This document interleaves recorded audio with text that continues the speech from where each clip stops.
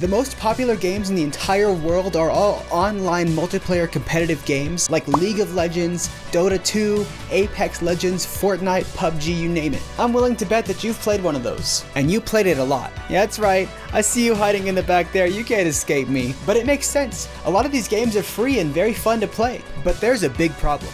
These games are addicting. Once you start playing, you can't stop. They're like the Cheez-Its of video games. They're just, no, it's just one more. I'm not gonna eat the whole box, I swear. I want to talk about the dangers of this digital cheese, and whether or not you should consider going on a diet.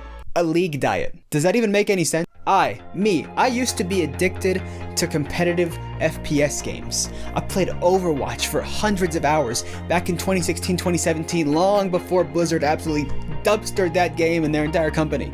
Rest in peace 1.0. I went through my Fortnite phase right when it was starting to come up, when Ninja was getting more popular, you know, way before the Drake stuff. It was kind of cool back then. I quit when I had to be a carpenter to play the game competitively because frankly, if I'm gonna do labor in my video games, I'm gonna pick one of the oddly specific simulators like lawn mowing simulator or power washing simulator. There really is an audience for everything, isn't there? But by far, my most played game is Rainbow Six Siege. I clocked way too many hours in that game. I played it continuously for years until I finally hung up the old hat and retired for the last time. You know it's getting out of hand when you have to use career terms like retirement to talk about your video game playing. I play games to escape what's going on in the real world. You were the chosen one! It was said that you would destroy this, not join them! That's a big part of the problem. For a lot of us, me included, when we jump into ranked and we want to climb the ladder and earn that sweet, sweet elo, we stop thinking about playing the game for fun and start hyper-focusing on trying to win every single match. It becomes less about the experience of playing the game and more about the outcome of each individual match. For me, there was a long time where it didn't matter how much fun I had playing the game with my friends or if I did something really cool in the game, because if we didn't win, I'd be upset. I spent so much of my free time being stressed about my performance and how my team was doing and my stats that I forgot I wasn't being paid to play the game. I'm not a pro. I got into Siege initially because all my friends were playing it and I wanted to have fun with them.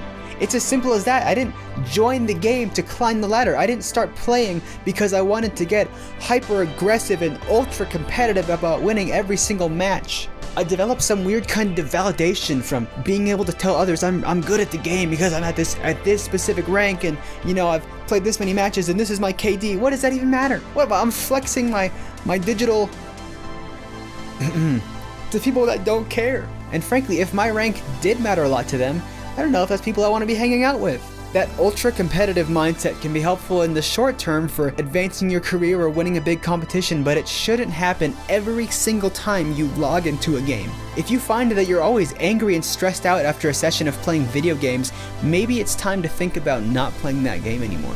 I'm not telling you what to do, I'm just suggesting what worked for me. I have a much healthier mindset about it these days. I just play games to relax and have fun now, and it's a great time. A major reason why we find these ranking systems so addicting is that they are engineered by the devs to suck you in.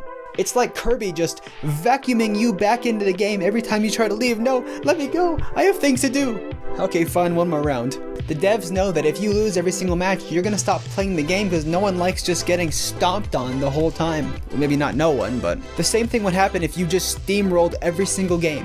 If every person you played against was basically just a level 1 training bot, you wouldn't keep playing the game because that's boring. I like to test my new combos on lower level bots in fighting games in the training room so I can see what works, but if that was all I ever did, I'd probably play the game for 2 hours and leave. Yeah, look at all these sick combos. Man, this is boring. I want to jump into a real match, face a real life human, and absolutely destroy them with the sick combos I made up.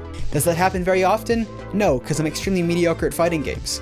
Anyway, these competitive games use an extremely controversial system known as skill-based matchmaking. I just said that, and now half the comment section is going to be for it and half is going to be against it and everyone's going to be angry. This works to pair you up with people who are of a very similar skill level. That means most of us hover between 40 and 60% win rates in competitive games, which keeps us at about the same rank all the time. Sound familiar? Unless you drastically improve your skills, you go to a training camp in the icy mountains with your console and just play 12 hours a day with a coach and a whole team behind you, you're not jumping from gold to diamond in a week, or frankly ever, if we're being honest, right? Alright, cue that one person in the comments who's an absolute god at video games and they're the top 1% super ultra grandmaster. Game devs want you to feel like you have a chance at winning every single match. Even if you lose, it's just a slight loss, and if you win, oh, you barely won, because that's way more exciting. It keeps you coming back because even if you lose one round, I'm probably gonna win the next one, right? It was that close. I would have gotten that one if my healer just did his job. I'll queue again one more, I'll probably get a better healer. I just need my teammates to have brains and I'll get this. And then you go on to win one, lose one, win one, lose one, and stay the exact same rank the entire night. You'll have made 0 progress for 5 hours. Listen, I have no problem with skill-based matchmaking itself. It's way more fun to have close games than to steamroll everyone. But we need to realize that devs are using this to get us addicted to games. They want to give you the false illusion of being able to climb the ranked ladder. You're never getting to the top of the ladder. Try as we might, we cannot beat real-world data. If you look at the rank distribution for most of these competitive games, you'll see a standard bell curve, meaning that most players, about 70%, give or take, will hover around the mean. In other words, your name may not be Joe, but you're average. Am I saying we should stop playing every game that has a ranked mode because it's toxic and it'll ruin your life?